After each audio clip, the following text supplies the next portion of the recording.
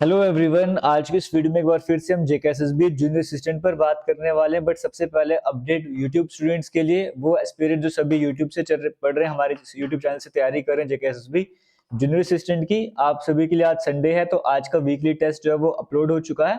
अभी तक आपने टेस्ट अपडेट नहीं करा है, अटेंड नहीं करा तो जाके जरूर अटेंड कीजिएगा, हमारी एप्लीकेशन पर अवेलेबल है। आपने कोर्स नहीं परचेज करा तो भी आप जाके टेस्ट को अटेम्प्ट कर सकते हो। आपको पता है वीकली आपके टेस्ट चलते रहते हैं और अब एग्जाम कैलेंडर आ चुका है। आपको पता है कल की वीडियो आपने देखा होगा, जम्मू कश्मीर की हिस्ट्री को कितने तेजी से मैं आगे की तरफ लेके चला गया हूँ। अब कल की वीडियो में, क्योंकि आज संडे को वीडियो अपलोड होती नहीं है, मंडे की बात करूंगा। मंडे को आपका मीडियल हिस्ट्री जम्मू कश्मीर का खत्म हो जाएगा और विद इन उसके बाद 2 से 3 दिनों के बाद आपका पूरा हिस्ट्री का पोर्शन जम्मू कश्मीर का खत्म हो जाएगा। करंट अफेयर्स चल ही रहे हैं, वोकैब वगैरह चल रहा है, तो फिर करंट अफेयर्स कंटिन्यू चलेंगे। हम जम्मू कश्मीर हिस्ट्री खत्म करने के बाद कोई और टॉपिक कवर कर लेंगे, इस तरह से आपका सिलेबस कवर करते जाएंगे। एक साइड रीजनिंग भी चल रहा है, रीजनिंग का लगे एक ही वीडियो अपलोड हुई, रीजनिंग की बाकी वीडियोस भी अपलोड हो जाएंगी। और इंग्लिश की बात करें वो भी कंटिन्यू चलती ही जा रही है। ये रहा यूट्यूब स्टूडेंट्स के लिए अपडेट। अब दूसरी तरफ अगर मैं बात करूंगा, जूनियर असिस्टेंट का सिलेबस तो अभी तक आया नहीं है, तो एग्जाम का कैलेंडर आपके सामने आ चुका है। और एस्पिरेंट्स की बात करेंगे, जूनियर असिस्टेंट के एग्जाम की बात करेंगे, एडिट ऑप्शन पे भी एस्पिरेंट्स कहते हैं हमें देखने को नहीं मिला है। तो देखिए जेकेएसएसबी की बात करेंगे, वो अपनी तरफ से उन्होंने काम कर रहे हैं कि एनुअल एग्जाम कैलेंडर लेकर आए। आपको टेंटेटिवली बता दिया है कि हमारा प्लान है, हम पहले जूनियर असिस्टेंट का पेपर करवाएंगे, फिर हम बाकी होम डिपार्टमेंट के कराएंगे, फिर हम लैब अटेंडेंट या फिर हम जेकेपीएससी वगैरह कराएंगे। उन्होंने आपको अपना प्लान बताया है और टेंटेटिवली सब कुछ ठीक रहता है, हम इस टाइम पीरियड पर एग्जाम आपको करवा देंगे, सब कुछ आपको बताया है। अब सिलेबस की बात करेंगे, सिलेबस आपको जल्दी ही देखने को मिल जाएगा, तो सिलेबस की टेंशन मत लो। जो लास्ट टाइम का सिलेबस था आप उसके अकॉर्डिंग ही प्रिपरेशन वगैरह करो। हालांकि चेंजेस होने के बड़े कम चांसेस है, अगर चेंजेस वगैरह हुए भी तो माइन्यूट से चेंजेस होंगे, उसको उस पर आपको इम्पैक्ट नहीं पड़ने वाला है। आप बेसिक अपने सिलेबस के अकॉर्डिंग तैयारी वगैरह करते रहिए। इंग्लिश का सेक्शन रहेगा, कंप्यूटर का सेक्शन रहेगा, ऐसा नहीं कि कोई भी सेक्शन वहां से कम होने वाला है। मेजोरिटी में सिलेबस वही रहेगा, अगर चेंजेस हुए तो मेजोरिटी में सिलेबस तब भी वही रहने वाला है, तो सिलेबस की टेंशन मत लो। और सिलेबस आपको मैंने ऑलरेडी बताया भी है, लास्ट वीडियो में स्ट्रेटजी के बारे में बताया था। अभी एक अपडेट और शेयर करूंगा, फिर वीडियो आगे कंटिन्यू करूंगा।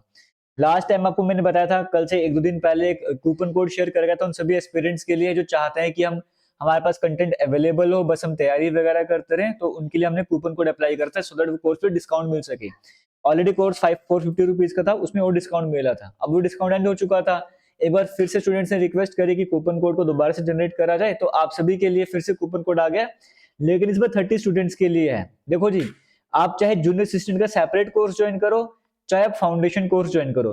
फाउंडेशन कोर्स का बेनिफिट ये है, लैब अटेंडेंट का कोर्स भी है, एमटीएस का भी है, नैब तहसीलदार भी है, वाइल्ड लाइफ गार्ड भी है, हेल्थ डिपार्टमेंट के भी कुछ पोस्ट है, जूनियर असिस्टेंट का भी है, टेस्ट सीरीज भी है।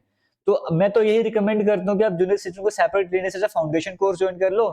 वैलिडिटी भी 1.5 ईयर की रहती है, कितने सारे एग्जाम कवर हो रहे हैं, फुल लेंथ मॉक टेस्ट इसमें आपको सभी एग्जाम के मिलेंगे, टाइम टू टाइम मिलते जाएंगे। तो कोई एक एग्जाम के नहीं, कई सारे एग्जाम के मॉक टेस्ट एक साथ देखने को मिल जाएंगे, आपके लिए वो प्लस पॉइंट रहने वाले हैं।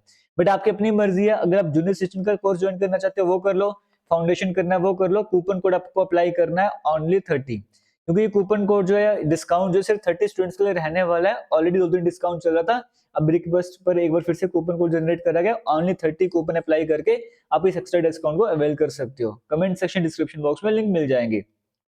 अब एक बार फिर से टॉपिक पर आते हैं, जूनियर असिस्टेंट के एग्जाम की बात करेंगे। देखो जी, आपको मैंने बता दिया कि सिलेबस आपके सामने जो पुराना वाला था उसके अकॉर्डिंग आपको तैयारी वगैरह करनी है। इस टाइम पर डिस्ट्रैक्शंस बड़ी ज्यादा आ गई स्टूडेंट्स की, डाउट आ गए, कंफ्यूजन वगैरह क्रिएट हो गई है।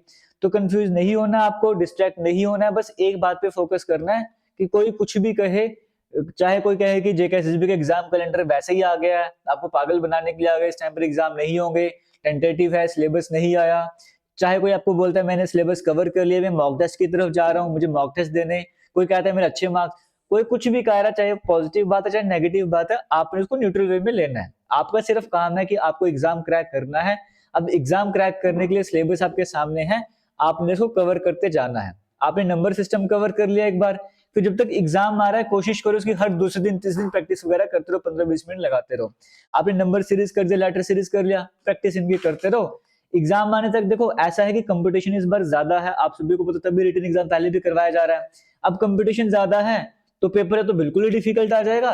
ये मैक्सिमम सेक्शन आपको इजी देखने को मिलेंगे, एक डिफिकल्ट बना देगा। या फिर जैसे क्लास 4 के टाइम पे हुआ था कि लेवल तो 10th क्लास का है लेकिन पेपर डिफिकल्ट बना देता कंपटीशन को कम करने के लिए। तो कुछ भी हो सकता है, आपको जो है वो हर एक सेक्शन को अच्छे तरीके से कवर करते जाना है। टाइम आपके पास अभी है, उन वो टाइम सोचो कि मान के चलो आपकी एग्जाम की तैयारी सही से नहीं, आप किसी भी वजह से आपने एग्जाम की प्रिपरेशन सही से नहीं करा है, एग्जाम आपका कंफर्म हो गया कि फेब 15 या फेब 17 को आपका एग्जाम होने जा रहा है और जनवरी एंडिंग चल रहा है, आपको बस इतना कम समय बचा है, इस 15-20 दिन में आप कितनी तैयारी कर लोगे ना, आप उस टाइम और एफर्ट्स जाओ कि हाँ 15-20 दिन मेरे पास है, टाइम मेरे पास है, मैं अच्छे से तैयारी करूं, तो आप उन 15 दिनों को सोचो। अभी आप सोचो जनवरी का मंथ पूरा है, फेब का मंथ भी है, दिसंबर का भी टाइम आपके पास है, इस टाइम को यूटिलाइज करो। मैं फिर से आपको बता रहा हूँ, जो स्टूडेंट्स इस टाइम को यूटिलाइज करेंगे, इस टाइम पर तैयारी कर लेंगे ना, सिलेक्शन उन्हीं की होने वाली है। लास्ट के 10-15 दिनों में पढ़ने से सिलेक्शन नहीं होने वाली है, उस टाइम पे डिस्ट्रैक्शन बड़ी ज्यादा रहती है, उस टाइम पर बस ये रहता है कि आपने मॉक टेस्ट भी दे दियो, मॉक टेस्ट देने के बाद आप रिवीजन वगैरह कर रहे हो, इंप्रूवमेंट वगैरह कर रहे हो, एक्यूरेसी की तरफ बढ़ रहे हो, लास्ट में 15-20 दिन उसके लिए होते हैं, तो टाइम आपका सब अच्छा खासा है, सिलेबस आप कवर कर सकते हो, मेहनत करने की जरूरत है, किसी भी एक एग्जाम पे कंसंट्रेशन पढ़ना स्टार्ट कर दो। तो फिर से सिलेबस के बारे में बोलूंगा, जल्दी ही आपको देखने को मिल जाएगा, सिलेबस की टेंशन मत लो, जो सिलेबस अवेलेबल है उसके अकॉर्डिंग तैयारी करते रहो। All the best, thank you, जय हिंद।